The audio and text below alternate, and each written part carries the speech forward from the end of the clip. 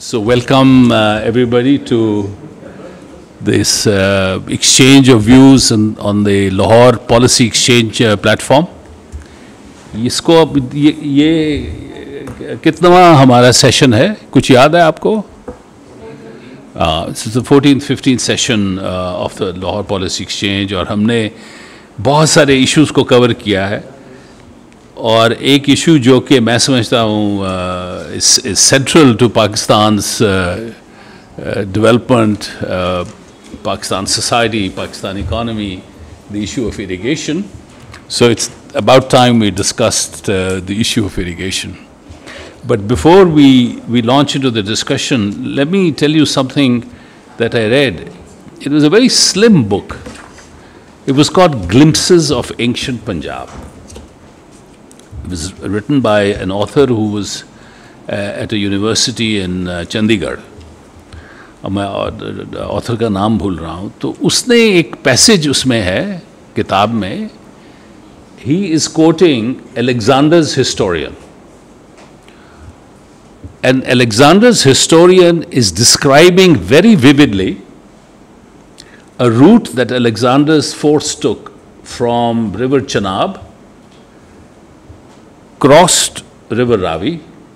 river Ravi के दोनों किनारों पे fortresses थी जहाँ से local tribes उस बोट को अटैक कर रहे थे जिस पे के अलेक्जेंडर के soldiers retreat कर रहे थे इंडिया से. After they decided that they had enough, Beas river के किनारे पे they retreated back, took Indus River and were going back first to Jhelum से चनाब में आए, चनाब से इंडस में जा रहे थे and on to the coast from where they were going to Persia, Iran and then back. लेकिन they were being attacked fiercely by local tribes और सबसे ज़्यादा attacks उन्हें इस इलाके में हुए. So he divided his force. एक force को उसने बोट में भेज दिया, एक force को खुद लेके वो आया to attack the fortresses जहाँ से ये अटैक हो रहे थे. एक तलम्बा में फोर्ट था रावी के इस तरफ और दूसरा एक और शहर है रावी के उस तरफ. वो आजकल वहाँ केस बड़े अच्छे बनते हैं. तो उसने the historian captured the description, described the land that they traversed very vividly और वो इस किताब में दी हुई है. और वो कहता है कि इससे ज़्यादा dreadful, इससे ज़्यादा waste, इससे ज़्यादा डरावना वेस्ट उसने कभी पहले नहीं देखा था. तो ये पैसेज हमारे जहन में था. And my colleague and I we drove through this area 2 years ago and it was like paradise compared to what he had written. It was extremely fertile area, richly cultivated, with processing mills spread throughout this area. Sugar mills थी, rice की mills थी.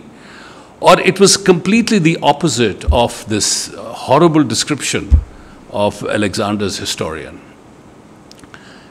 But Alexander's historian would have been absolutely right in describing the area even 100 years before we visited. It's only in the last 100 years that that whole area has been completely transformed. And it has been transformed because of irrigation. You take away irrigation, and it's back to what Alexander's historians described this to be. Irrigation, therefore, is central to what Pakistan is today. And when you look at the old documents when canals were dug with the intention that these were going to be profitable investments. The rates of return on canals was phenomenally high as 24, 26% per annum. They would recover their investments within a year, which is why canals were so successful in getting farmers to come and cultivate the area, and the farmers were enhanced their productivity. Farmers generated the revenue that were needed to pay off the loans with which canals were built, but also to become prosperous themselves. So if we manage our canals well, if we manage our irrigation well, we can continue to make this area a paradise. But if we don't manage it well, we threaten to send it back into the wasteland that it once was. I'm just giving you this historical context because it's a nice way to embed today's discussion. So we have two speakers here. Akram's research is very interesting. He applies very modern analytical tools to investigate what is happening to the efficiency with which we are using canal irrigation. And Suleman Ghani, who everybody knows, he knows all the policy issues that surround canal irrigation, and he will comment on the paper but also take us beyond this into the whole policy domain that affects the efficiency of canal irrigation. So Akram, with you first. Great. Right, well, thank you for having me. My name is Ali Akram, and I did my PhD in environmental economics from Yale a few years ago in 2014. And after that, I was a postdoctoral fellow at a group called Evidence Action.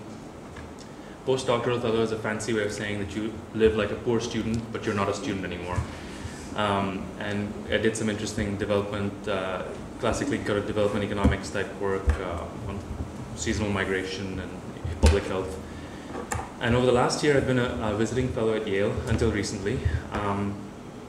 And the work I'm going to talk to you about today is work I did as a doctoral student, and then have over the fact that I got to go back to Yale, I got an opportunity to sort of just push it out and publish it finally. So this is work jointly with my dissertation advisor, Dr. Robert Mendelsohn. So we ask a fairly simple question. Can we go to the next slide? So the question we ask is, can we quantify the inefficiency of water allocation in Pakistan's canal irrigation system?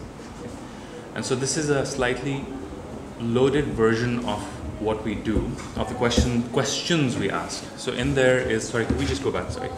The questions we ask are, A, can we test for the efficiency of allocation within the system, right? Here I've already assumed that it's inefficient.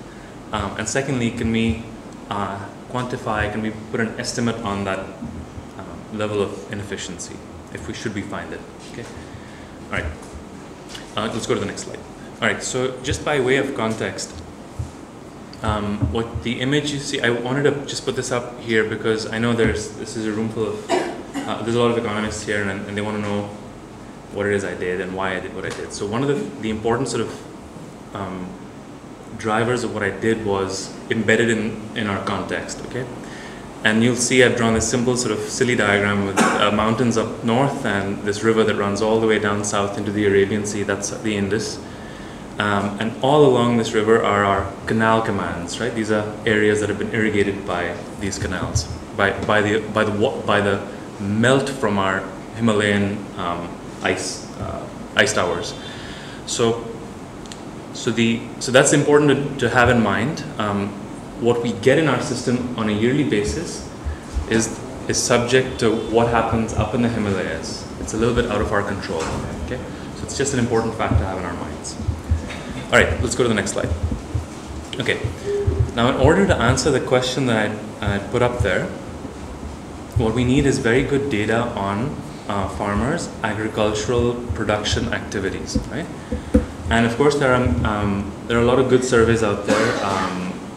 Pakistan has a really great series, the PRHS, that IFPRI does. In fact, they recently did another set of those.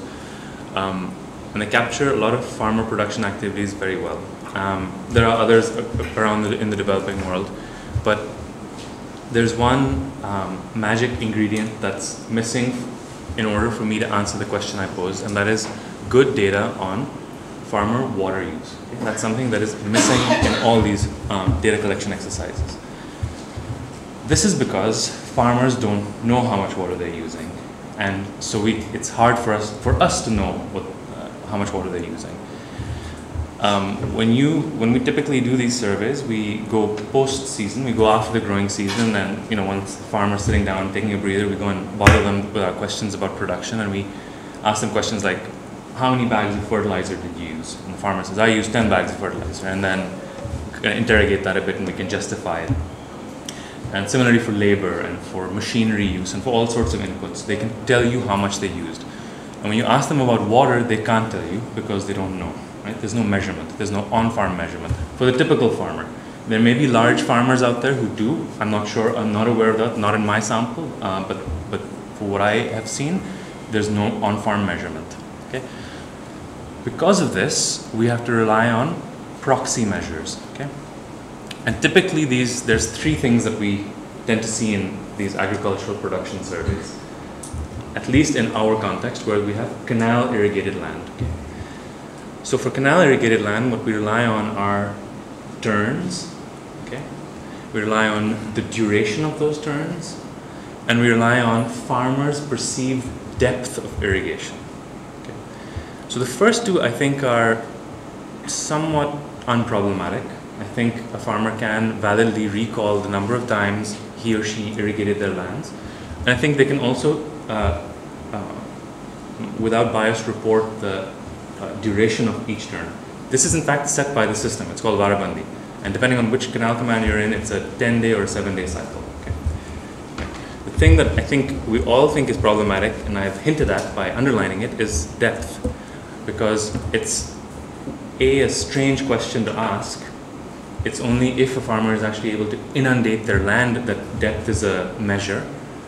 And secondly, that varies tremendously by time of the season, by what part of the plot you're in. And of course, it's influenced heavily by recall bias. Okay. So that's the problem with the existing measurement work, right? It's not very good. So this, let's go to the next slide. Okay. So that's the innovation that we injected into our study. Right? Okay. So what we did was, we did in-season, physically drawn measures of water use by farmers. Okay? And we coupled that with a regular post-season agricultural production survey. Okay. Now I want to say a few things. It's like all studies, this has very many little niggles and flaws, and I will tell you all about those as I go along. So let's go to the next slide. So the way that I did this was, like I said, I went in season. I went in the summer growing season 2012 in the canal command called the Hakra Branch Canal. Okay? That's way down south. It's literally where the desert is meeting the last few bits of irrigated land. It's very marginal. And what I did was I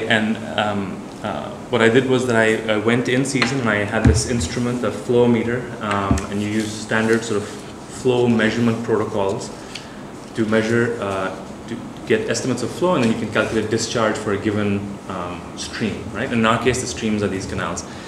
Now what you see here is that the structure of our canal system is 3 tiers. There are 3 levels. There's a primary canal, which is the Hakra Branch Canal. Then there are these secondary canals. Okay, those are those horizontal lines. Those are often called distributaries or minors, depending on which one you look at. And the final sort of bit, the final sort of level in this canal system is actually one thing you could do is maybe if you go to view, okay, and then do full screen mode. That'd be great. Thank you. So the final level is those tertiary, sort of those final level is the tertiary level. This is where farmers finally get their water. This is where farmers have gates where they open their gate and water flows into their farms and they inundate their farms. My measurements were where the tertiary canals offtake from the secondary canals. Okay, so I went across this Hakra canal system. I went to 3 of these distributaries, which I've named 3R, 6R, and 9R. And I made these measurements across 200 off-taking tertiary canals. Could we go to the next picture?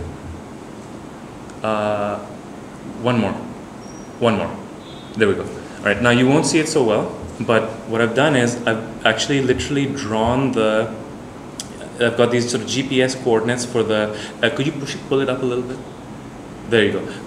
There you go. So what you'll see is these 3 sort of horizontal tendrils that are yellow in color with these blue dots. Those are the points where I measured. Those are distributaries 3R, 6R, and 9R, and the points where I made my measurements. Okay. All right, let's go back a couple of slides. I want to show the pictures real quick.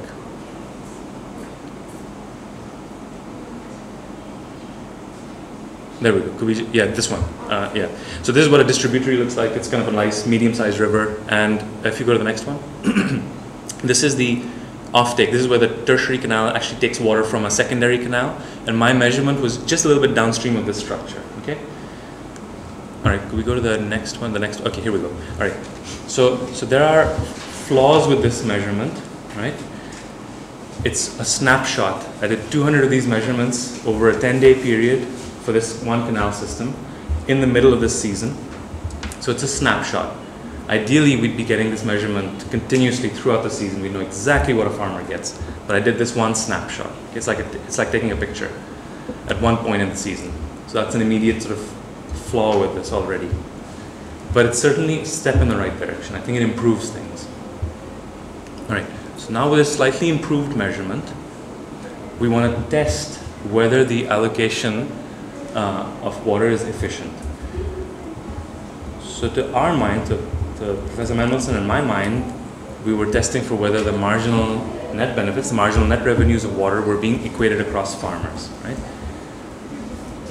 To do this, our thinking was that if we find in a reduced form sort of way, if we find that the relationship between the net revenue, the financial profit per acre that a farmer gets, and we relate that to the amount of water they're getting, the surface water they're getting, the canal water that they're getting, we should, if the allocation is efficient, we shouldn't find curvature in the relationship. Because if there's curvature, that implies that the marginal net benefits of water are not equal across farmers. That means that for different amounts, farmers will get different amounts of water, their marginal net revenue is different. Okay? And that means the allocation is not efficient, right? Okay. So that's that little picture that's in the middle. So if we saw a straight line, or maybe a point mass, maybe the allocation is actually efficient. But because we see, if we find curvature, that means, or a nonlinear relationship, that there is actually differing marginal net revenues and the allocation is not efficient. So that's the test that we're going to try and run. The other sort of thing that I must say is that, and I think this is sort of one of the things, I mean, if I know that amongst a group of development economists, they'd string me up, but you know, there's good reason that I can make this argument. So the underlying experiment in our minds, ideally, if you want to try and characterize this relationship that I'm trying to do here, the ideal experiment is that I'm randomly sprinkling different amounts of water onto different farmers, right? That's the ideal experiment that we want. No, that's not happening. This is a canal system. So the argument that we make is that the delivery, the amount of water that's delivered in a given season to a given farmer is plausibly exogenous. Okay? This is because it goes back to that first picture I showed you, because the amount of water flowing in the system is in many ways out of the control of the farmer. He gets what he gets when he opens that gate, okay? Not more. So it depends on the melt in the system, on upstream stuff that he cannot control. In our paper, we go to great lengths to show you that this is plausible. We relate farmer characteristics to the amount of water delivered to them, much like in an experiment where you want to show the exogeneity of your instrument. So that's sort of one of the underlying identifying assumptions here. People may have problems with it. I agree. It's not a perfect circumstance. Yes. Do you account for the other sources of waters, like tube well or? Right. So exactly. So the thing is that for the sake of canal water efficiency, this is sufficient. Although we did ask and measure that, which is subject to the same problems of asking post-season. That's the next step that I do want to take. I want to figure out how that plays into this whole situation, because groundwater adds its own dynamics to this. But perhaps in the system that you're looking at, that's really not the factor. Yeah. Yes, so for the sake of, right, so here the water is really saline, so reliance on it is a bit reduced. But that's not to say we shouldn't account for it, I agree. So we did measure it, okay, and that's the next step for sure. What are L and H? Oh, sorry, that's just to say that somebody who's getting a low amount of water and somebody who's getting a higher amount of water, that's all, sorry. And higher and lower according to the allocation or generally inequity of distribution. See, the point is that there are these are measured outlets. Yes. And they are supposed to deliver a quantum of water. Yes. And if there's a shortage, it's supposed to be distributed evenly. But so when you write lower or higher, are you saying that they are getting less than their allocated amount, or is it less than what their requirements are? I cannot reference it to the first thing, which is their allocated amount. That I wouldn't know. We can back out. We can calculate what it is based on their acreage. But this is just distortions and inefficiencies in the system. The systems are sedimented, their structures are damaged or old, and so the designed amount is not going through, presumably. So and this is on farm water? Exactly. On-farm. What is delivered? Okay. Yeah. Right. So exactly. There's a second question of the efficiency of the delivery as well. We have to think of the amount of water that's coming from the Himalayas as an ice cube that slowly melts as it gets to the farmer, right? So I'll talk about that in a second. All right, can we go to the next slide? All right, so here's the sort of the crux of our results. What we did is, for those of you who can read these tables, and I'll just guide you through it, the first three specifications use a quadratic equation regressing net revenue, farmer net revenue for the season on three measures of water use, the three traditional measures of water use, okay? Water delivered rather. The turns received, the turn time squared, perceived depth, and perceived depth squared. And if you look at this, nothing seems to be coming through on this, on those estimations. At least nothing is precise, okay? You would think that because these are the estimations suggest that they're no different from zero, that the allocation of water is in fact efficient. Although I don't think that's completely true. I might have to run a few more tests to prove that. The fourth specification uses our improved measure. It's not a great measure, it's an improved measure. And that lights up. Now you see that this is in fact got curvature. There's curvature in this relationship, which suggests that the allocation is inefficient. So that gets at that first part of our question. Okay, so using this estimation, and we do a whole bunch of robustness checks, we throw everything we can in it, and these estimates do not budge. So we're very confident in our estimates, okay? All right. Okay, so let's go to the next slide. So then the next thing is... For those who are not familiar with econometrics,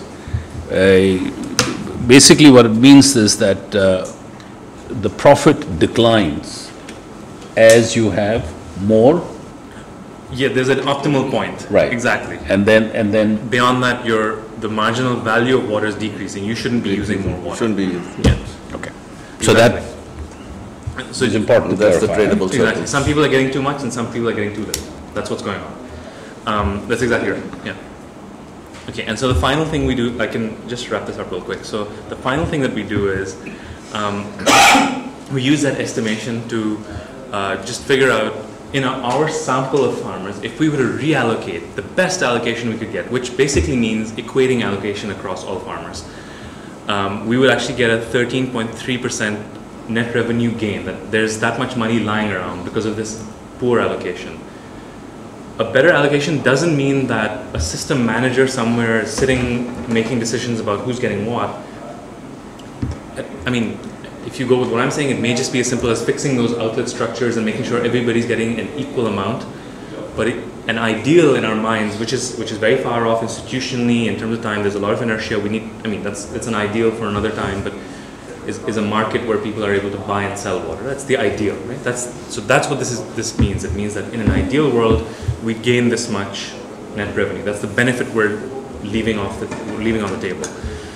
Suleman Sahab, the point you made actually is a really good one about there's an issue of conveyance loss as well. These canals are like anything that we build, it leaks. Our houses leak, canals leak, everything leaks, pipes leak.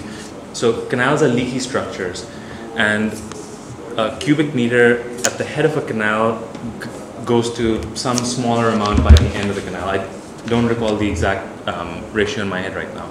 So using some data from the irrigation department, I was able to back out the loss in the system. Okay? And even if we adjust for those losses, I mean, the efficiency conditions remain the same. There's a lot of, our paper goes into a lot of detail to discuss this, but even accounting for those losses, we're still leaving about 12% on the table. We could do better. So one caveat about this. This is true for my sample of farmers. So it's not true to say this applies to the entire canal irrigation system, nor even to the Hakra branch canal system, because I have not weighted this by the type of farmer who was there. This is a simple unweighted calculation for my sample of farmers, okay? But it's indicative that we're losing out. We could do better with a bit of reallocation. So there was a great question about groundwater, and I think that's one of the things that, that's certainly a next step. I've got measures of groundwater, but I'm not happy with them because those were recall, and there's some weird, that's the next step I need to look at for sure. So that's definitely on the cards.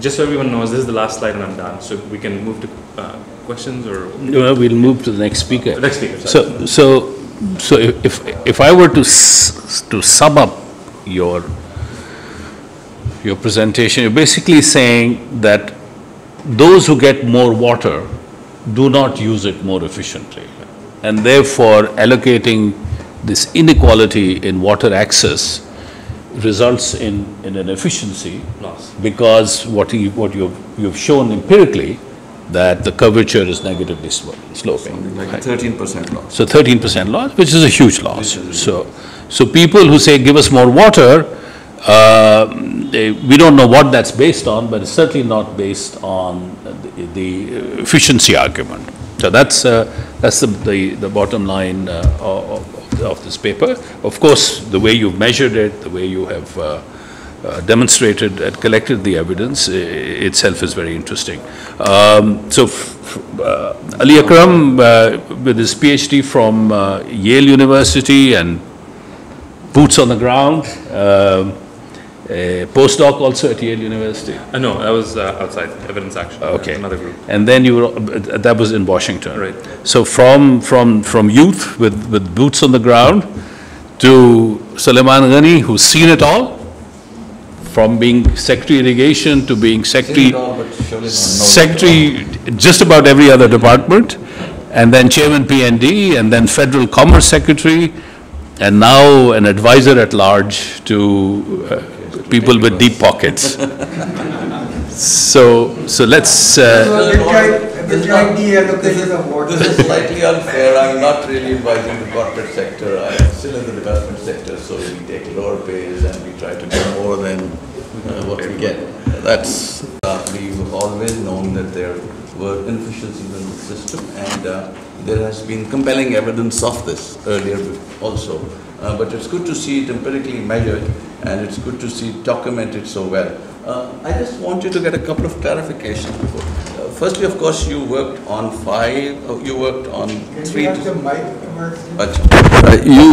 three distributaries, but there is in Hakra a distributary which I think is 4 or 5, which has been under IMI-sponsored reform for a long time and which is managed by farmers. So it would have been interesting to know how a farmer, because a lot of what you say also depends upon how good the farming practices are. So it would have been good to know that in a reformed system, are the inefficiencies still the same, or are they looking better? Because that was the whole, in a sense, purpose of the reform. And Hakra, since you were in Hakra, Hakra has been reformed the most in that sense. It has been under the reform system for a long time. That's the first thing, of course. That was just a clarification, but it would be interesting to find this out also, because the obvious driver of the reforms was that once you hand the distributaries over to the farmers, they will not just manage them well, but the equity will improve. And with equity, perhaps farming practices will be impacted upon also, because people will start thinking of using water better, and perhaps then being able to, within that distributary or within that small management group that they had created, be able to trade water also if they so wanted. Because the issues here, I mean, because you are looking at very rightly a water surplus in a small system, in a distributary or a couple of distributaries, and if you were to multiply it over the system itself, it will, like Ijaz rightly pointed out, look to be quite big. But very obviously, if you were to then start looking at whether this truly becomes a tradable surplus, you will have to look at a host of other things.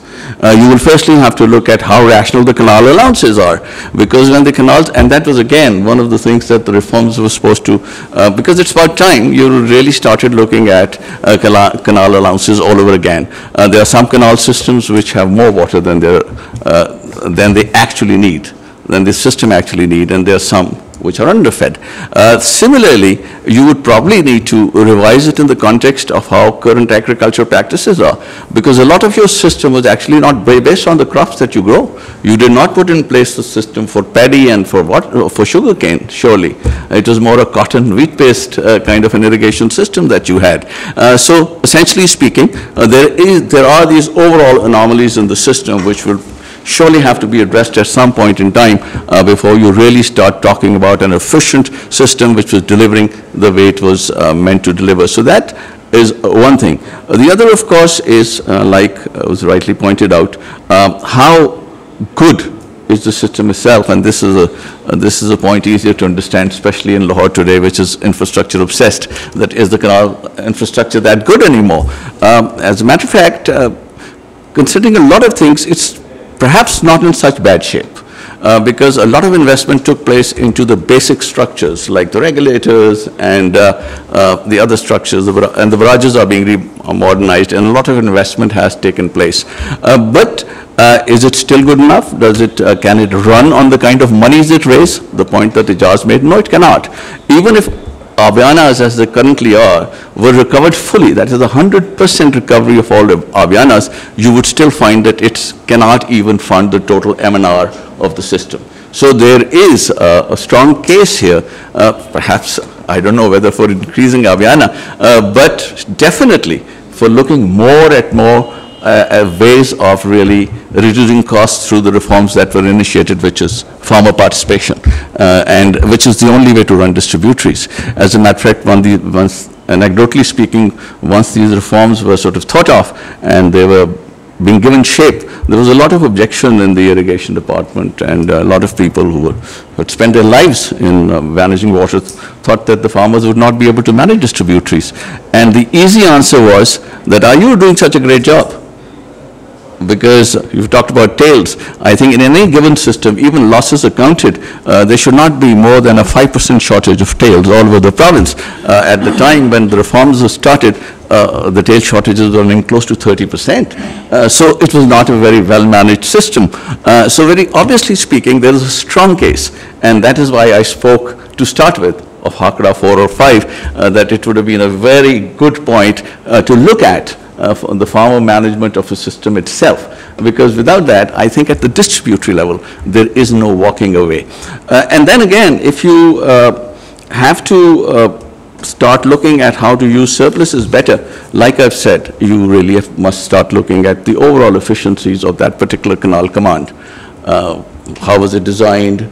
How much, because overall, if you take a look at the system as a whole, it was designed for something like 80 to 90% efficiency. Intensity, sorry, not efficiency, intensity. It is currently operating at 120% intensity. So, how's that measured? I mean, in a sense that you designed it for a command, a canal command as it is called, of 80% of the land that is there. You've currently stretched it to about 120% of what it was, giving extra waters, doing this, that. There's a full measurement of this also. The way I'm not a technical expert, I just managed the department, but there is a measure of how you measure intensities. So essentially speaking, like I said earlier, there's some very basic decisions that you would have to make. A, how good is the canal system and how much investment does it need? B, how do you cost water? What are you going to put on it? What is going to be a valid charge on Abyana? Are you going to cost the dams, for instance? We are not at the moment. We are costing it in a very rudimentary manner. So what exactly is the cost of the water that the farmer gets? So you have to cost it better. Whether you charge the farmer that or you do not charge him is a separate argument or discussion altogether. But you must at least know what its actual cost is. And that is when you can truly also relate it to productivity. So that would need to be done. Then I said you will have to take a very close look at whether current cropping patterns are really viable for certain areas. And because we are not just talking about water efficiency, we are also talking about water logging in areas which are being inundated with water. Look at Muzaffarabad Canal, which was a non-perennial system. Thanks to some political pressure, it was converted into a perennial canal. Muzaffarabad, most of it is now under about ankle-deep water, and now it needs a major drainage system to really bring it back to where it was. So you would actually need to do a very close assessment of what actually should be being done in that particular area. After that, you'd probably need to do a very close analysis of how much water is actually needed if you follow good farming practices. And I'll give you an example here. In 1997, if anybody can recall that, we are based on, a lot of our area is based on something close to about 1 million acres of land was linked to one outfall structure on Baloki 2, the canal was, which washed away. And come wheat season, we were going to have 30% less water in that particular 1 million acres of land. So we got working and we started talking to farmers about good farming practices and this, that. And so instead of 4 waterings, wheat in that area got just 3. That it used to, that it results in sustainable agriculture. And of course, that then links up with how the sector is governed.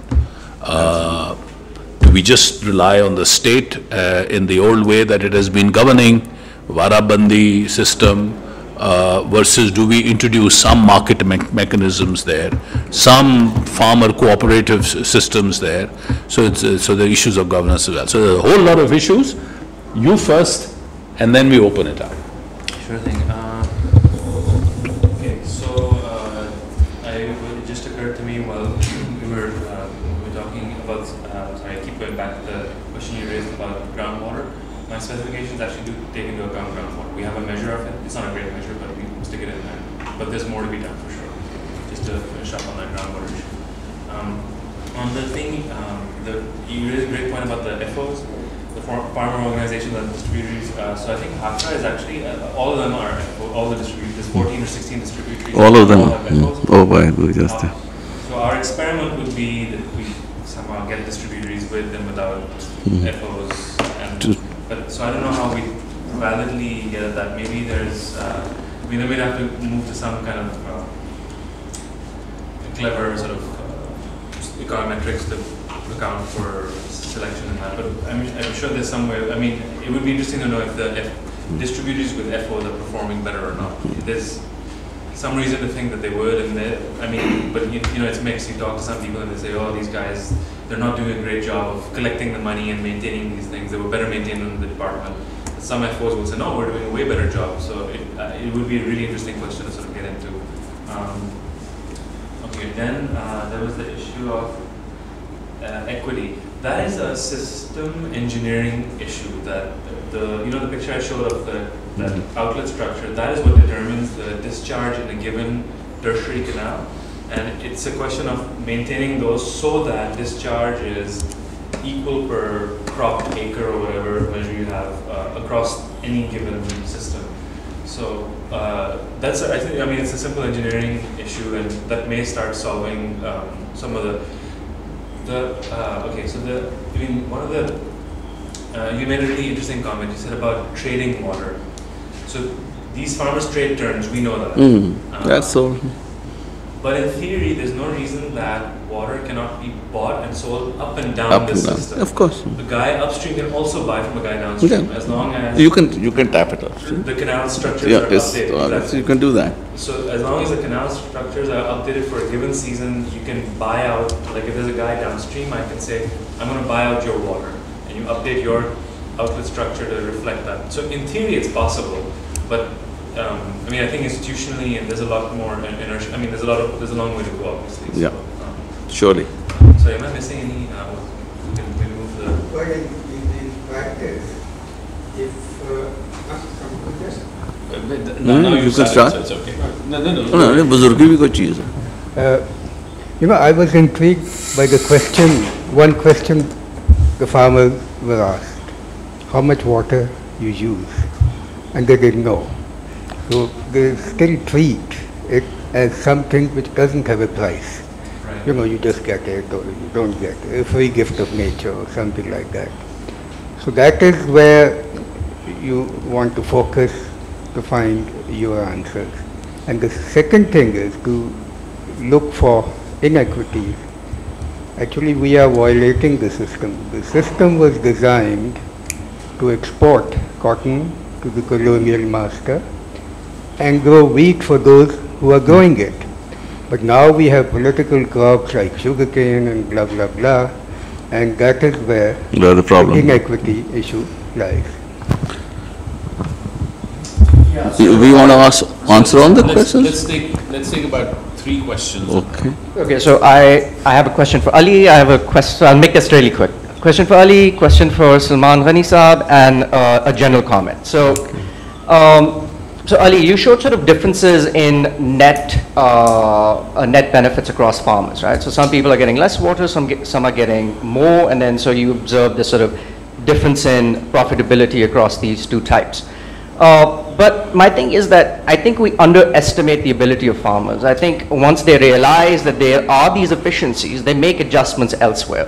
So they might change, as Suleman Ghani said, that they might change their farming practices, they might change cropping patterns, they might start using groundwater as well as if it's profitable. But the thing is, I don't think those numbers are weighted by productivity or by the amount of land that's been irrigated. So I think it'd be far more interesting to see the net effect, the effect not on net benefits, but on land productivity across these two types. So what are the differences in yields? Exactly. So because farmers might, I mean, they're earning less profits because they're getting less water, and hence they're farming, so the amount of land that they're cultivating goes down as a result. So that's one comment. The other, so that's one question to you. The comment basically is that I think a lot of times we don't realize that more than 50% of our irrigation needs are met by groundwater. And when we talk about conveyance losses, we think of it as something, it's something bad, right? It's not. But it's not, because at the end, it's replenishing our groundwater stocks. And those who have a very unreliable supply of canal water or surface water end up consuming groundwater, right? And that's how they sort of meet their irrigation deficits. So those conveyance losses are not necessarily like a bad thing, okay? So that was just a general comment. And for Suleman Ghani Saab, so we've never met, but I'm really familiar with your work. So sort of work on water pricing, especially sort of coming up with markets.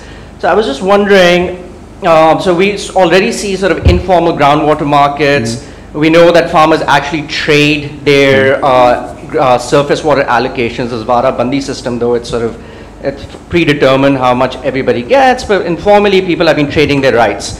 So what were the sort of, as far as sort of policy, political economy hurdles that you sort of found in implementing a groundwater pricing reform? Because that still hasn't really sort of been taken up, right? So sure. That's it. Also, let me just add something to what is being said. If indeed, if more water on the surface means more water underground, and if that water can then be pumped up through tubes, then are we measuring returns correctly? No, may I just make one small clarification to this? This is only true for the perennial system. In the non-perennial system, every seepage is a loss because the groundwater is basically khara pani hai. It's all a net loss. So that is why you line the canals also in the non-perennials. So wahan to hai. But what Ali, what is being said here is, regardless of the gains which might come through pumpage, the fact is when it comes to allocation, the conveyance losses do matter to that particular farmer. for him it is an immediate loss, I think, if that's the way you see it. Sure. So Salman, that's a really, just to the first part of your question, it's really nice, that's a great point. And that's actually, there's a companion study that I'm now, I hope I have the time to push through. But farmers are adapting. They're adapting to lower surface water quantities flowing to them. So they change their crop mix. This is something we see. They change the amount of land they actually cultivate. So they are changing. So assuming that farmers are roughly the same across the system, which is a fair assumption because, and we show this, we show that if you relate it to time invariant farmer characteristics, the time invariant farmer characteristics are orthogonal to the amount of water they're getting or their location on the canal. So assuming that we're trying to characterize the farmer here, it's true, the reason that their net revenues are lower is because they have adapted. They've had to adapt. Instead of planting mostly cotton, they start switching to millet, which is a secondary grain, right? So there's all sorts of things that they do. So you're absolutely right.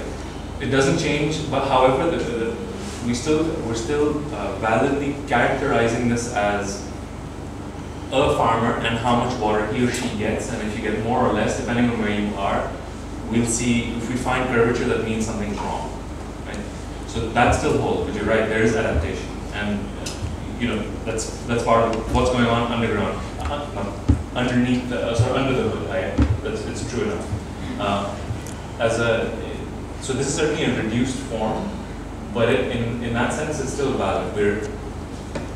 We take into account, we understand that you adapt as a farmer, and then what's going on. Okay. All right. So let's do talk about this. But so there's a companion paper that looks at the adaptations that these guys make. So your revenue calculations account for that. Of course. So just to be clear, again we sort of went back to this issue of groundwater, and it's very true. A loss is actually stored underwater in your aquifers. So you can pull it out, but it's lower quality. You have to mix it with surface water, especially in these marginal systems, because it's all saline at that point. And secondly, it's expensive. A liter of groundwater is a liter of surface water is basically free right now. So a liter of groundwater is very expensive in comparison. So in our production survey, we did what every production survey does. We accounted for each and every input that these guys use, including groundwater, including, it's all in there. It's all embedded in that net revenue calculation. So as far as the... Yeah. Well, firstly, of course, coming to pricing, I think we answered this question. Right. You see, the point is that when you have, across the system, as has been pointed out, two kinds of water is being used. One is being pumped at pretty high cost, and it's not very difficult to determine what the actual price of it is because it's being sold at a fairly commercial rate. You can today, a farmer and that is the problem, they are pumping far more than they use. If you have a tube well, you're pumping much more than you need, and you're selling it to people who don't have tube wells, and there it is costing, something. When we took a look at it ages back, it was 400 and some rupees per hour, so it was fairly expensive water. So if you must look at the cost of water, then surely you would see what the market for that water is, which would then be this. But surely you cannot do that. So I guess a good estimate would be to really cost what the system costs and put some margin on it and for depreciation or whatever, and then really at least make that the starting point. At the moment, of course, it's virtually a subsidy in that sense. Irrigation water is a subsidy. So that is the first thing. The second, of course, is your entitlements. In a sense, you can only create a good market if you have a separate entitlement to the water. So perhaps at some stage somebody will have to think of delinking the right to land with the right to water. And that is when you create a true market, because perhaps there are greater value to your entitlement of water that is perhaps costlier than the crop that you're going to get from a lot of marginal lands which still have a water allocation. But surely this must be now accepted wisdom. It is that the really scarce resource is water. So, not land. But the point is that is accepted wisdom, and this is empirically established wisdom. But the question is that something that anybody is going to do? Because if you take a look at how reforms have gone, we have also not really gone forward on the management part of it, that is giving it over to the farmers. This comes much later, this business of rationalizing water allowances and then saying this is what the cost of water is and this is how we're going to do it, and you know, in a sense those are major decisions. It's supply driven and there's very little emphasis on sort of the demand. Demanded. So let's yeah. So that and then of course you talk about the political economy. I'm sure you know as much as I do what kind of compulsions take place. But once you hand it over to the farmers, we discovered that elements of political economy became less and equity improved.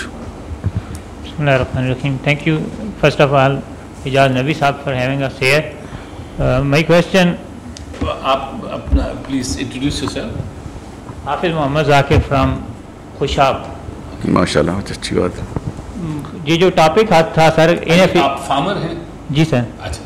ये जो inefficiency irrigation का topic था, इसकी समझ नहीं आई कि inefficiency कहाँ की टारगेट की गई है. जो भाई ने कैनाल चूज़ की है वो पता नहीं अब सालाना है 6 माही है, वो हमें नहीं पता. पहली दफ़ा इसका नाम सुना है.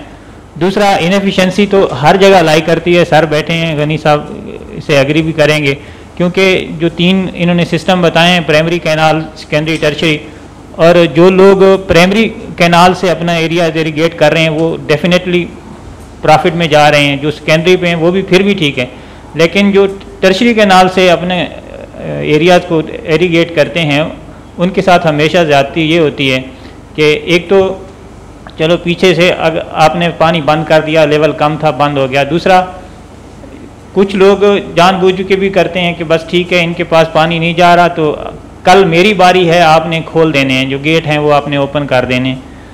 तीसरा, टर्शरी कैनाल की भी 2 सतहें हैं, एक लोअर साइड पे है और दूसरा टर्शरी कैनाल से आगे ट्यूबवेल के ज़रिए लोग अपने एरियाज़ को इरिगेट करते हैं.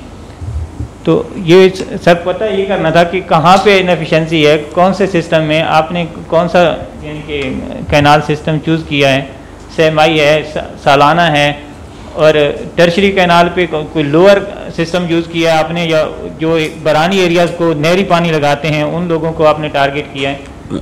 मैं तो नहरी पानी नहीं लगता. जो सर्वे का काम था वो सारे उन फार्मर्स का किया था जो टर्शरी कैनाल से पानी ड्रॉ करते हैं. ठीक है, सो सारे टर्शरी कैनाल वाले फार्मर्स और सारे नॉन पेरेनियल्स. हाँ, इसका actually I'm not sure, so Hakra is non-perennial. Okay, mostly. 6 Mahi canal शायद. लेकिन इनएफिशिएंसी जिसकी आप जब आप इनएफिशिएंसी कहते हैं आपका मतलब है कि इनएफिशिएंसी मैं भी ये समझता हूँ कि पूरे महकमे की जानिब से है. कुछ अर्सा पहले सर कैनालों पे बहुत फोकस किया जाता था कि कैनाल के साथ कोई बंदा यानी कि गुजरता भी काम हो जाता था कि पता नहीं महकमा नहर वाले हमें रोक ही ना लें, और आजकल महकमा नहर वाले उधर खुद नहीं जाते. आप इनकॉम्पिटेंसी की बात कर रहे हैं. जी सर. ये बड़ा स्पेसिफिक मेजर है इकोनॉमिक्स में एफिशिएंसी का. ये मेरे ख्याल जो बात हो रही है ना, जो ये कह रहे हैं वो आपने शायद आप ये समझ रहे हैं कि शायद ये कह रहे हैं कि आप लोगों को पानी ज़्यादा दे रहे हैं और उनको कम किया जा सकता है. जो ये कह रहे हैं कि ये कह रहे हैं कि पानी का इस्तेमाल जहाँ जहाँ इन्होंने देखा है वहाँ पानी का इस्तेमाल शायद उतना अच्छा नहीं है, क्योंकि जो कर रहे हैं उसके हिसाब से शायद 13% पानी उनको ज़ायद दिया जा रहा है. कतई तौर पे वो ये नहीं कह रहे कि जनाब ऐसा प्लीज पानी हम दे रहे हैं. अपना तारुफ करा दें. Sir, Malik Mohammad Akram ji, DG, director general agriculture water management. Sir basically अगर हम देखें तो इनहेरिटेडली हमारे पास पानी कम है.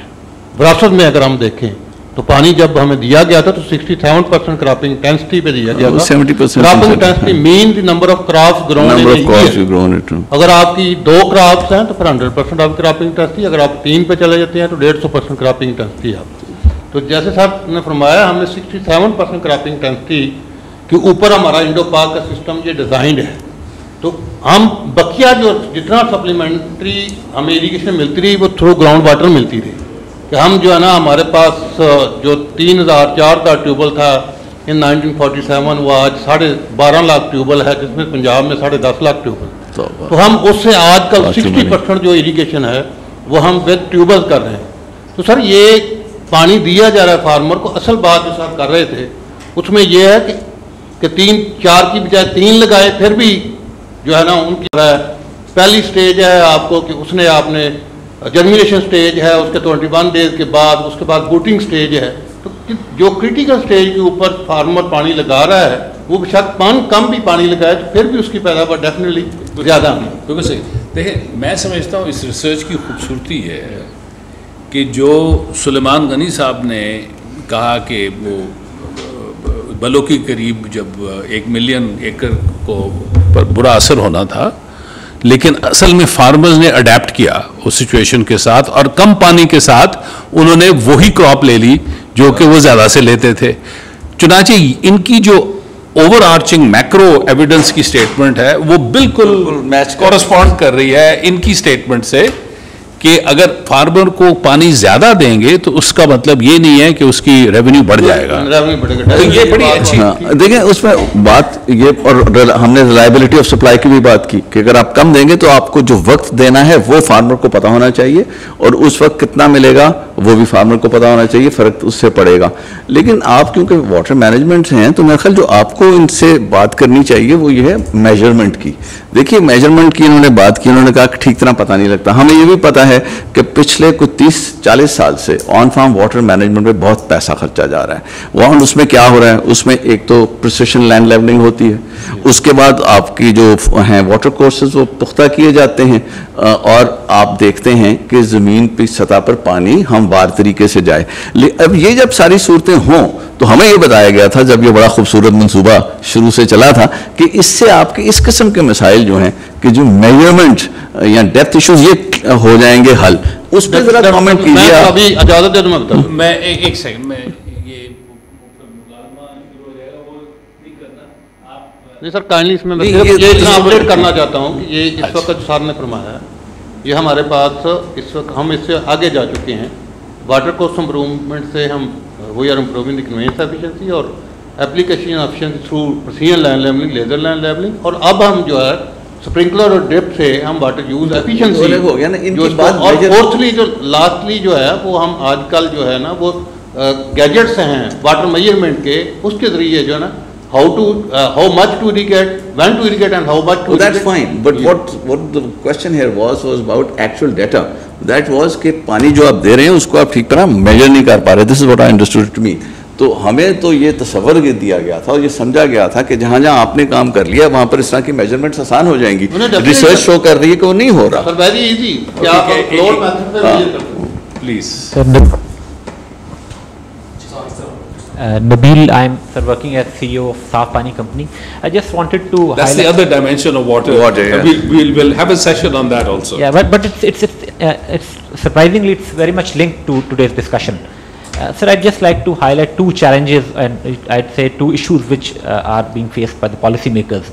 One issue, as has been highlighted earlier, was the fact that since there's a disconnect between the industrial policy and the agricultural policy. So what we have seen in the south of Punjab, and I worked there in Rahim Yar Khan, that as a result of shift from wheat and cotton to sugarcane, there has been a relative increase in prosperity because of the high price that has been obtained by the farmers. But at the same time, in less than 50 years of time, the wasteland which was turned green is again becoming waterlogged. So there's a disconnect between the policymaker who is sitting in the industries and who is sitting in the Ministry of Agriculture.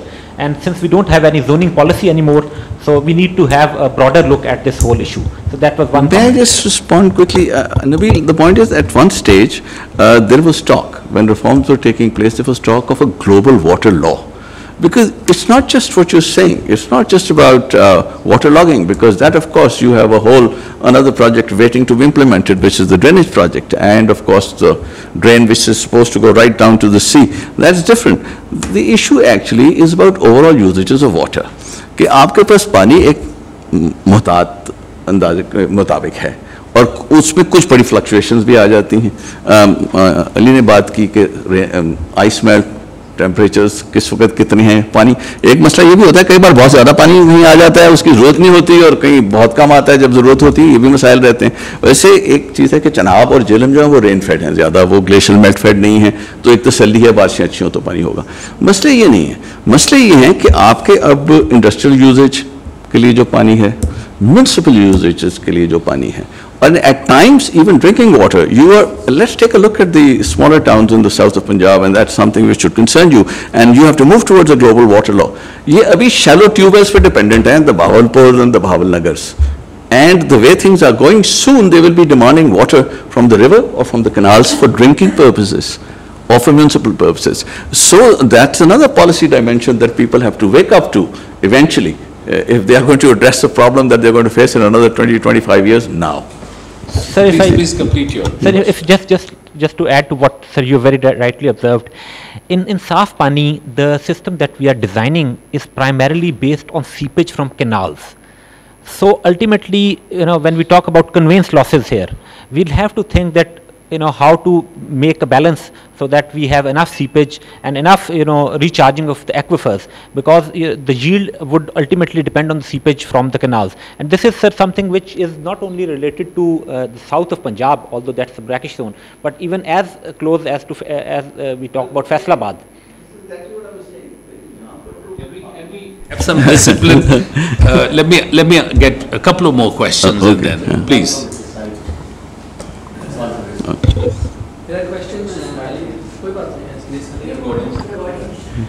मेरा question Ali से है कि on भी कर on है, अच्छा ठीक। आपने जो कैनाल 6R कैनाल लिया है आपने, मैं पूछना चाह रहा हूँ कि आपने जो डाटा वहाँ पे रिकॉर्ड किया फ्लो का, मेजरमेंट्स ली, उसकी फ्रीक्वेंसी क्या थी? क्योंकि मुझे थोड़ा सा आइडिया है कि वहाँ पे बहावलपुर में और बहावलनगर में भी कैनाल स्केजुलिंग होती है कि इरिगेशन के अंदर एक कैनाल जो है वो फर्स्ट टर्न पे चलती है, फुल सप्लाई पे चलती है, फिर वो सेकंड टर्न जो है वो हाफ सप्लाई पे चलती है, फिर टर्शरी सप्लाई पे चलती है। तो आपकी जो मेजरमेंट्स थी वो उसकी फ्रीक्वेंसी क्या थी? वो आपने काउंट किया कि जब आप मेजरमेंट ले रहे थे वो कैनाल जो है वो फर्स्ट सप्लाई पे चल रही थी, सेकंड पे चल रही थी, थर्ड पे चल रही थी, तो वो कैनाल की जो स्केजुलिंग है बहावलनगर के अंदर, उसको अकाउंट फॉर किया आप?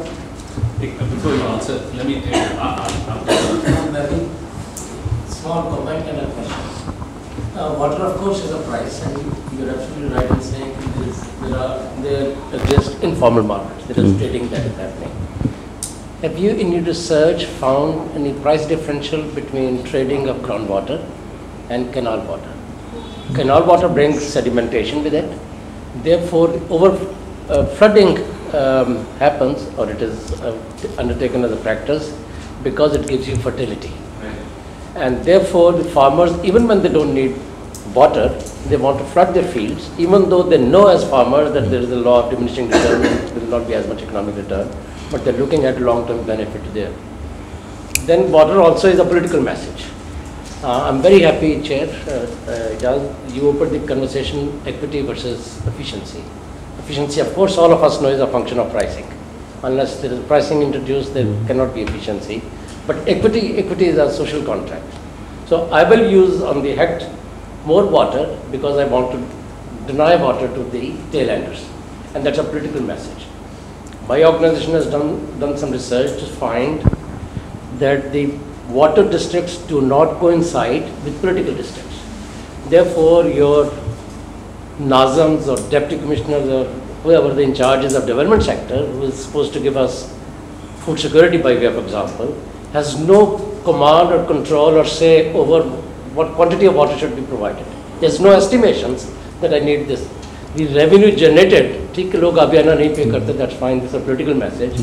But even if there was 100% recovery, as you said, the costing is flat. Cash crop or somebody mentioned which are high return, they'll be paying same Abhyana as I'll be paying for something different. So the difference in that sense is that threat to Pakistan is twofold in this context. There is no social contract to ensure that there is equity. They are far from efficiency. And then in a few decades' time, if there is no glacial melt coming to some of those canal systems that Salman sir mentioned, then it will be Saudi Arabia like desert.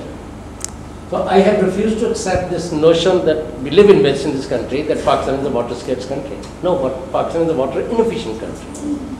Israel has 1% of total water available in Pakistan with probably 15% efficiency rate, higher efficiency rate.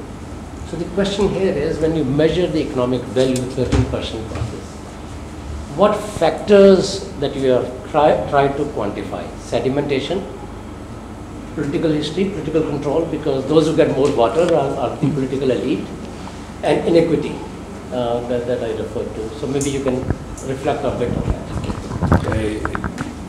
I think you've had a lot of stuff to respond to in these two questions. So, but you can be as brief as you like. Sure. So first question was about scheduling. I did not account for that. I did not know. I mean, my local people who were helping me were the people from the irrigation department. So there was no indication at that time that there's any difference in our measurement. But I can confirm, I've got dates and times, so maybe there's some way to go back to the historical record to find out if there was any issue with it. Just so you know, it was a single snapshot, it was a one-off. It's not that मैं हर हफ्ते जाके measure कर रहा था. That would have been the best.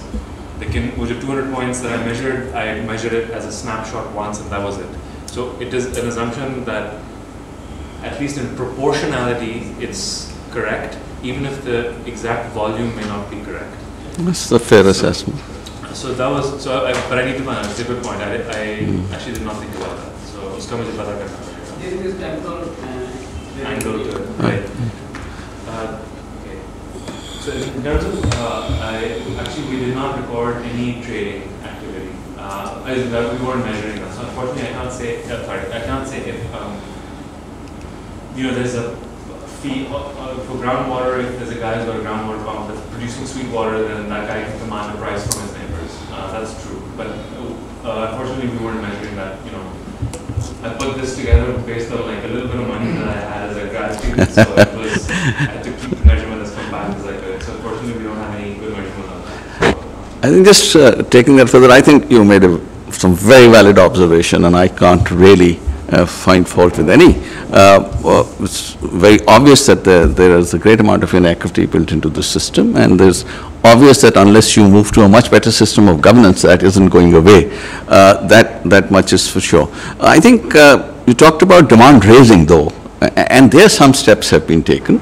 This business of allowing the Axion to decide how much water he needs in a canal was done away with a long time back. Now there is a committee which is composed of stakeholders which actually raises the demand, because we discovered very quickly that if you allow the Axion to raise the demand, it is going to be on totally different parameters. It's going to be how he wants to run the canal, what inefficiencies he wants to show, and what he doesn't want to do. So that's been taken care of. But when we're talking about addressing, let us say, major issues, then let's not forget that you have a system which actually in the 60s might have looked to be a very good use of the basin, but today looks to be a very inefficient use of the basin. Because the basin, if you take a look at the whole basin, then you're really not managing well at all. And you perhaps need to revisit the Indus Basin Treaty. You have the rivers, and they have the places where the reservoirs can be built. And so you have divided the basin, but good sense and good living like good neighbors would mean perhaps revisit it and make optimal use of it, which will perhaps look after Pakistan's water scarcity problems much better than building another dam here or a dam there. अच्छा, मेरा एक सवाल है, I'm taking advantage of you being here, आप हैं, मौजूदा DG हैं. Irrigation department बहुत डेटा इकट्ठा करता है, आप डेटा के बगैर आप काम नहीं कर सकते. लेकिन जो दिलचस्प सवाल हैं गवर्नेंस के, कि एफिशिएंसी है, इक्विटी है, सस्टेनेबिलिटी है, इनके बारे में डेटा कोई नहीं इकट्ठा होता. आपका जो टेक्निकल डेटा है, it doesn't really allow us to answer these questions. और ये एग्जैक्टली तो कहने का मकसद ये था, और ये इस किस्म के फोरम को शुरू करने का मकसद ये है कि रिसर्चर्स जो हैं वो आते हैं एफिशिएंसी, इक्विटी, सस्टेनेबिलिटी के एंगल से. गवर्नमेंट डिपार्टमेंट है वो टेक्निकल डेटा इकट्ठा कर रहे हैं, क्योंकि उनके जो नॉर्म्स हैं, उनके जो बेंचमार्क्स हैं, वो प्योरली टेक्निकल डेटा पे बेस्ड हैं. इस किस्म की बहस से एक फ़ायदा अगर हो सकता है वो ये हो सकता है कि गवर्नमेंट डिपार्टमेंट भी वो डेटा इकट्ठा करना शुरू कर दें जो कि रिसर्चर और सोसाइटी समझती है अहम है। तो ये किस हद तक ये डायलॉग कामयाब हो सकता है? I think I probably, ये इसमें that's why I asked the question पहले about पुराने उस्ताद साहब को फिर इसमें एक तो बात, तभी मैंने बुनियादी पहला सवाल ये पूछा था कि आपने ये देखा कि जो फार्मर मैनेज सिस्टम है वो बेहतर परफॉर्म कर रहा है कि नहीं, वहाँ पर एक्विटी के इश्यूज भी बेहतर हो रहे हैं कि नहीं, और साथ साथ फार्मर प्रैक्टिसेस इंप्रूव कर रही हैं कि नहीं। You remember I started off with this. Actually these are the kind of questions which the reform asked कि there are losses which are not accounted for in our normal discourse, और ये जो चीज़ें हैं ये इम्प्रूव होंगी जब आप कम से कम जहाँ पर यूज़ हो रहा है पानी वो लोगों के हवाले करें और उसके बाद हम इसको आगे लेके चलें। अब वो सवाल कहाँ तक महकमे ने फॉलोअप किया, क्योंकि महकमे ने तो फिर उसके बाद रिफॉर्म को ही समझा कि बस ठीक है जहाँ तक हो गया और कोई इतनी सपोर्ट नहीं थी, तभी आपको इस तरह की बातें सुनने में मिलती। तो but you're absolutely right, somebody should be doing a much more detailed dialogue on this. अब बजाव फरमा रहे हैं, ये बेसिकली फुकदान है पाकिस्तान के अंदर R&D का। जब तक आप R&D बेसिक नहीं करेंगे आप उसको कोई भी प्रोजेक्ट आप स्केल नहीं कर सकते। तो सर्टन स्टडीज़ के ऊपर जो है वो बेस करते हैं, जो आपके इम्प्लीमेंटेशन प्रोजेक्ट हैं या डेवलपमेंट प्रोजेक्ट्स हैं, दो should be based upon the R&D, आपकी रिसर्च एंड डेवलपमेंट है। तो इस तरह जब आप एंटर होंगे, डाटा हम लेते हैं, लेकिन उस डाटे को ऑप्टिमली यूज़ करना, उस डाटे को प्रॉपरली यूज़ करना, यही डेटा है बेसिकली। ये प्योर टेक्निकल डेटा नहीं है, सिर्फ उस डेटे का आपने उसको रीऑर्गेनाइज करना है, उसको रीयूज करना है।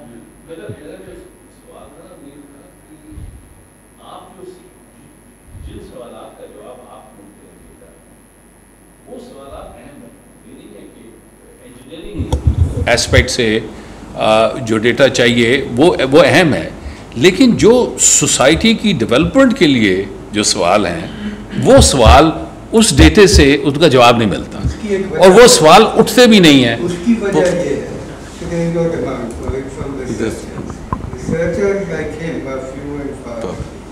Agricultural university वही है, और बस वही बात खत्म हो गई। डेटा जो है नहीं, ये रिकॉर्ड कर लें इसको, ये बार बार ऐसी बातें सुनने में नहीं आती कि जो डेटा रिसर्चर को चाहिए वो रिसर्चर का डिमांड करना होता है।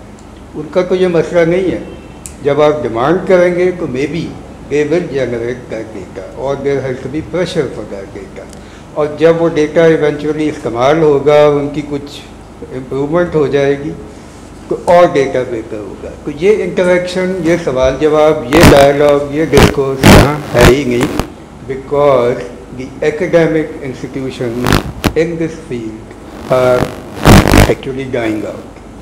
But Amy, and that's why I kept saying that we needed some. Do you want to? I want those researchers at the back also Amy to come into this. Amy is supposed to do this kind of work, and Amy should have been here also.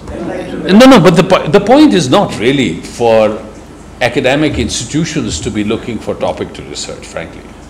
The point is, why isn't the department asking these questions? Why aren't the chief ministers who are politically responsible for the results of these departments, why aren't they getting them to talk to the researchers to answer the right questions? That's the issue. And why are they stingy about sharing current data as well?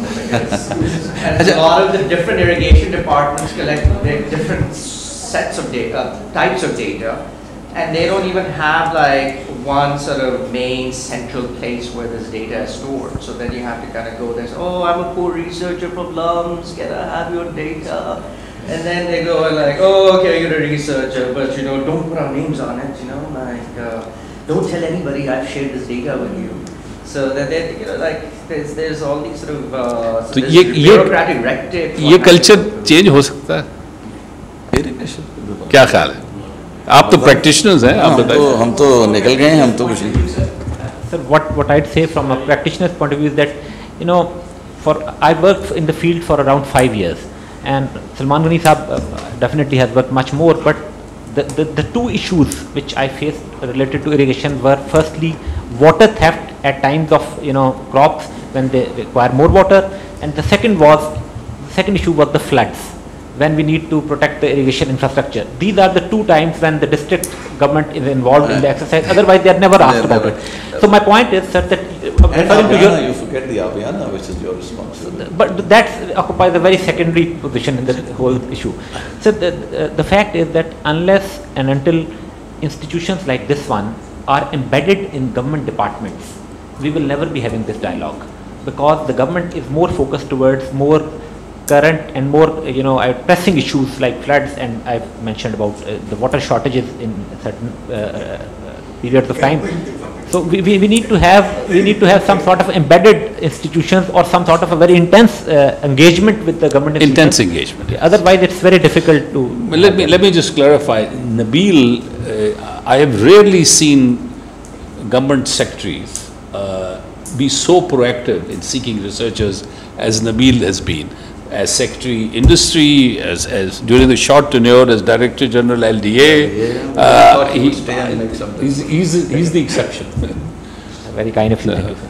You know, there's quite many. Quite some who do a great job. Irrigation actually has. Okay, I'm a little bit of an odd person in this. I'm an environmental scientist, not an economist by background, and I basically study climate change and carbon trading and things like this. So when I hear people talking about carbon trading, and they have this optimistic ideas that these kind of trading systems, I would like to remind them about the experiences, of carbon trading, and the equity questions, even like big fat cats, people have studied the way in which carbon trading itself has enabled, equity issues. But the question I'd like to raise a little bit is one that Pervez Tayeb mentioned a little bit, and which is the idea that social methods, in my opinion, have a double life. And this is something that, let's say, the Center for Research in Economics and Socio-Cultural Change in Manchester has focused a lot about, particularly from a kind of actor network kind of theory perspective. And what they say really is that, the data, we tend to talk about data as, objective and universal in character. But the kind of data you acquire really relates ultimately to the questions that are asked. And we don't go deeper into these questions at all. Let's say if I take a critical perspective on your presentation, I'm just saying is that you're assuming, what I understand is you're assuming a kind of productivity versus water usage, a kind of linear relationship. And what you're then defining is that deviances away from that linearity represent inefficiency. I think, there is a lot of assumptions in that. That kind of production function, does it really exist? Are they, are particular kinds of measurements really measurements that are, that we're trying to measure things which are incommensurate? And, I think these kinds of deeper questions also need to be addressed. Quite right. Quite right. Okay, yes, please. My name is Fazilda, and I'm a doctoral researcher at the University of Sussex, also involved with the Center for Water Informatics and Technology at LUMS for this year. My question is to the entire panel, and it's mostly, it has to do with, I've analyzed, whichever drafts I could lay my hands on, the various water policies that we've had so far. There was one in 2002, probably one in the late 90s, and something in 2002. Then we've been trying to get out a draft after draft since 2011. My question really is, why is it, in your opinion, why is it that we haven't been able to churn out an effective water policy? And more importantly, the water policy drafts that I've seen, it appears that it's a policy without teeth. And in my opinion, we really need a legal sort of mechanism to back up the policy. So both the policy and the legal backing of it, and what stymies this entire process, what has led us to not have a water policy in the last 60 odd years. Thank you. One, of course, is the fact that the water sector itself is fragmented. You see, you have the rivers, which are supposedly a federal domain, and then the barrages and the offtakes, and then the whole management of those become a provincial domain. So provinces, as a matter of practice, tend to focus more on the operational aspect of things. So what you keep getting is how to improve irrigation, or how you're going to improve the system. And of course, times you get into a policy which actively states or gives a vision about a certain reformed, again, management structure. So what you're looking at, the holistic vision for the water sector, sadly has never come around. That is true. And who's going to take a lead in that, and how is that going to happen, is of course open to question. But I think the provincial domain remains water as it is used. And there, of course, there too, like I said earlier, you will need to have put a whole lot of things together. Have an overall policy, have a global water law, very clearly legislate what various allocations are going to be, what for irrigation, including conjunctive usages, which means including tube well water. You'll have to really, because if you're talking about irrigation, irrigated agriculture through groundwater, you're also talking about a lot of municipal usages of groundwater and so many others. So you'll have to define a global law. You'll have to then understand how you're going to tackle these issues. And of course, you have to look towards the future. Ali raised the alarm of water shortages from glacial melts. That's true. That would mean actually it will be like Joseph's dream. You will have 7 years of plenty and then famines, because initially when they melt, there'll be huge deluges of water and you won't know what to do with them. And after that, there'll be no plenty. So you'll have to have a vision also, and you'll probably have to be very brave. Like I said, your water policy should actually at least look at what you need to do with the only basin that you have. India has 32 basins, you have only one. And so I quite agree with you, but it's a major challenge and a major task here.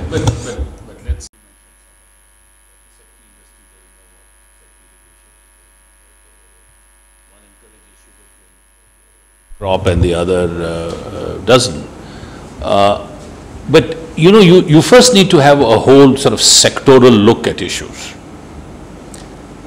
A few years ago, an excellent report was prepared for the government of Pakistan by, I forget his name, he's passed away. John Briscoe. Briscoe's report is a fantastic report. It gives you a great sectoral view of the water issue. That should have resulted in a water policy. True. It didn't happen. Why didn't it happen? Firstly, like I said, it's fragmented. Who really does this cat? There's a huge amount of fragmentation here.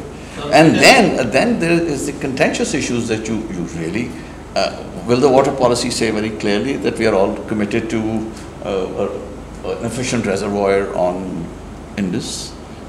So there's so many, everybody shies away from the basic issues, essentially. Well, one problem of us, the economists, you know, we are unable to get beyond our macroeconomic policies. Microeconomics is an area we sort of avoid. You know, forecasting energy demand has been a serious issue, although many economists are there and so on, but they were all only interested in inflation and growth rates and things like that. And policy, in any case in this country, is led by some economists, or those who look like economists. Microeconomic policy. What do economists look like? Very, well, you can have your own interpretation. My feeling, you know, health has a lot of microeconomic issues. You don't have a health policy like you don't have a water policy. You don't have an education policy. What is an education policy? 4% of GDP, blah, blah, blah, blah, blah. Nobody really talks about what exactly do we want to do in our education sector. It is the same for water. So we have to actually get away from this paradigm of macroeconomics first, and then we will start talking about the real issues. I know microeconomics is rather hard. Most people flunk in their first attempt, but we have to start somewhere. Okay. Okay. Do you have a question? Please go ahead. Econometrics gets you.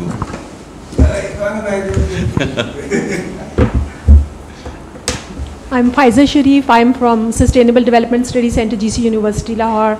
I am basically an environmentalist. Ali, first of all, I would like to appreciate for providing some empirical evidence, trying to provide some empirical evidence for inefficiency in our canal systems. I have a question, what was the reason for selecting the Hakra Canal, and what do you think if you have, selected another canal, it might have impacted your, reasons?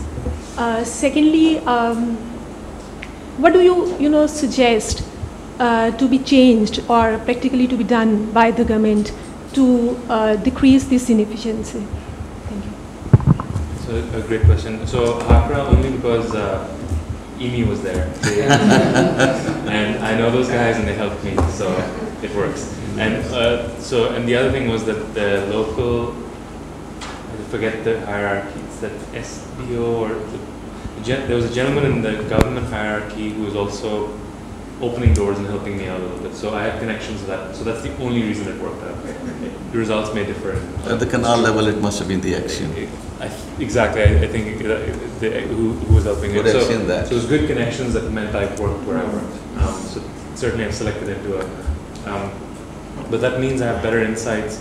I'm just trying to think back to the question that was raised about scheduling as well. So I think those are the kinds of insights that I did get, and I'm sure I've embedded, but I need to confirm.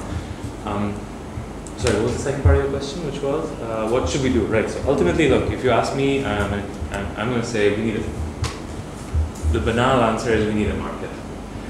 But of course, it's very hard to do that. What's an informal market? Like no, I think this need, in the sense that, like really there's a price per liter, and in fact, the cities should be able to buy water as well. Like clearly urban use is very and pay more. High value, right? Like bottling Aquafina or whatever it is a very high value activity, and water in our taps for our daily use is a very high value activity. So cities should be able to buy that ultimately. Amongst farmers, so one of the first bits of, it was totally unempirical, just a thought exercise. It was a short paper on just thinking through what is a feasible water market. One thought is that we fix the canal structures, the offtakes from the secondary to the tertiary canals for a season, for a given or a part of the season, that these are modifiable structures. People are really clever. You can chuck stuff in there that increases the flow. You can throw things in there that decrease the flow. You can do stuff to it. These structures are modifiable. So for a given unit of time, you modify so that farmer A gets more water because farmer A has bought water from farmer B in that system somewhere. So certainly modifications can be done. So I think it's feasible. The issue is entirely one of political will, right? Like, there's so many vested interests. Who's going to change this? Why change it? What do I get? That's the so getting to a market is, I think, the thing we'd like to see, and that's something the World Bank tried way back in the 90s, and it didn't work because there's a lot of resistance. So what's the more important question is, what's the path to that? And I don't know. I think this experiment with FOs, the IMT that was happening, Peta, all of that, that was an experiment to try and move us there. I think there's mixed opinions about how well that worked. I'm not sure, actually. I think that's a really good question, and the question is, what's the steps? What are we doing to get there? And I don't know what the first step is, actually. I'm really not sure. It's a good question. Bring this to a close. This has been a very good discussion. Now, if Alexander's historian were to revisit us, first of all, he'd be astounded to see that whole area. ये वो इलाका है जी जहाँ वो आपका between Chenab and Ravi का इलाका है. Rachna, but there's a famous town in the middle. Dipalpur? नहीं दीपालपुर तो इस मेरा भी नहीं